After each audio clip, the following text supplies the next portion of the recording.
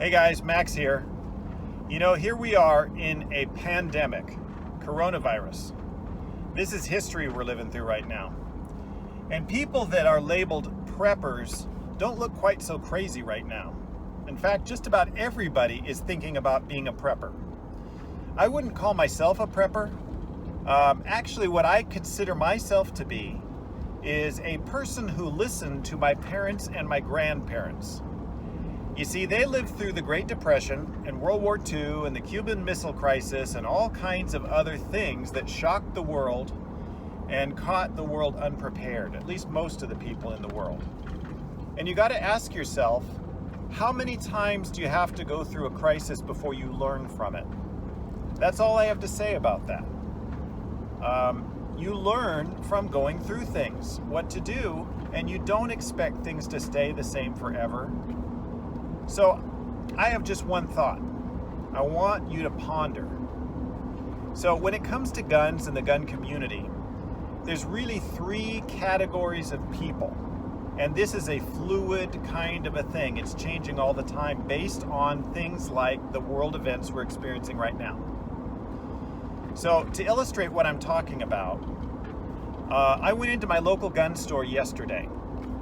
I was actually going simply because I'd heard reports from people who'd been in there looking for ammo and different things, and everything was empty. So I went in to see for myself. The place was packed. The phone was ringing off the hook. The question every single time the phone rang was, "Do you have any 9mm?"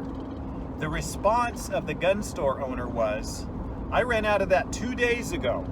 He tried to be kind, but I could tell he was getting tired of answering that question. So all the guns that are scary assault rifles, all of the guns that are possibly useful for self-protection were long gone. The only thing they had was fishing rods and hunting rifles. So there were a few people in there. In fact, most of the people in the store were people who'd waited way too long to make some kind of a decision about preparedness when it comes to firearms. I listened to one husband and wife in line at the cash register waiting for somebody to help them. They'd never been in a gun store before because based on their conversation, they were like, "We want to make a first-time purchase of a gun. We've decided we want to be proactive about self-defense." Now, I didn't want to be rude, but my response to that was, you don't wait until after your house burns down to get insurance. And basically, that's where we are right now. If you want to buy a gun, buy it from a neighbor or friend or family member that has more than they need, I guess, and pay through the nose. Another couple was looking at ammo. Ammo was long gone. And they had bought a 9mm pistol a year or two ago when the last scare happened. And they were looking for ammo for it. They apparently only had maybe one box in the house, and maybe it was even half used up because they'd been target shooting. So these are really not what I would call being prepared examples of people who really thought through their response to firearms. They kind of put it as a low priority and only really started to think about it when things got scary. Well, you remember earlier I mentioned there are three categories of people when it comes to the firearm community? I would say one category is the diehards. These are people who've got thousands of rounds of ammunition stockpiled. They've got multiple firearms, enough for themselves, their friends, their family, what have you. They've got tactical vests, maybe some ammo, armor plating, lots and lots of magazines. They are prepared for a long-term Civil War type of an event. That's one category. There's another category of people that, based on life experience, maybe at one point they were anti-gun, but now they start to see the wisdom of having firearms. They start to be open-minded about maybe the government, local and national, cannot help me. Maybe they can't protect me. Maybe I need to be a little proactive. And they might have one or two firearms. Maybe they're a hunter that just happens to have a pistol. or a shotgun that can be pressed into service when there is an emergency of some sort. And then there's the last type, and this is the type you definitely do not want to be. And that's a person who generally, most of the time in fair weather, doesn't like guns at all, doesn't see much use for them, might even swing to the left when it comes to supporting confiscation of assault rifles and high-capacity magazines. But then when an event like what we're seeing right now happens, all of a sudden, they start to think, well, this kind of makes sense. And even they start to think about becoming prepared. I can see myself and a lot of my friends as being somewhere between examples 1 and 2. At times like this, it is too late to decide to be prepared.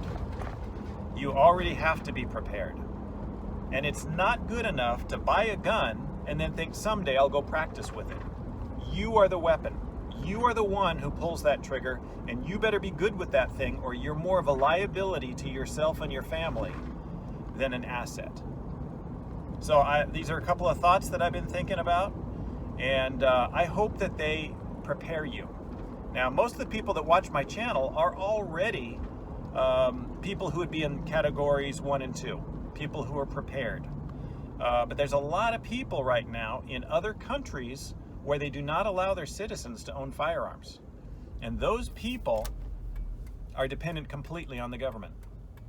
And if this goes on long enough, I can guarantee you, with all the homelessness and all the issues that we see in the world right now of people living hand to mouth and based on the generosity of people passing by, those people are going to start becoming hungry and desperate very soon.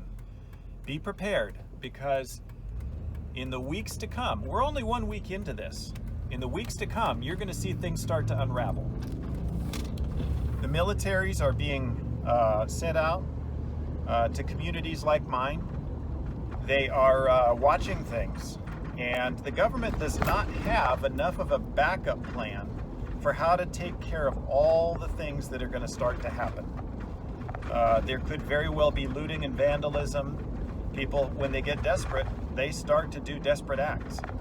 So this is the time when you need to be prepared, because our military and our police are stretched way too thin to come when you call.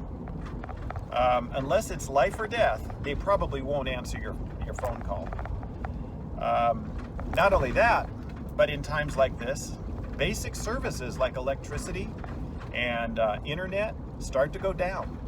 So it hasn't happened yet, but there's no reason to believe that this coronavirus is going to go away in the next week or two. It's probably going to be more like a month or 2. With that having been said, just be prepared, because you are going to see this kind of stuff beginning to happen in the coming weeks. So if you haven't made a decision now, find a family member or a friend who is prepared. Have some conversations with them. Find out if they'd be willing to sell you a firearm. Don't just buy that firearm and 1 box of ammo. Practice with it. Find somebody, if you're not isolated in your house and forced by the government to stay there until this all blows over. Find somebody who will take you out to a place in the country where you can get familiar with that firearm, because you do not want to be using that in self-defense for the very first time you've ever pulled the trigger. That is a dangerous spot to be. This is Max Headspace 9mm. Have a good one.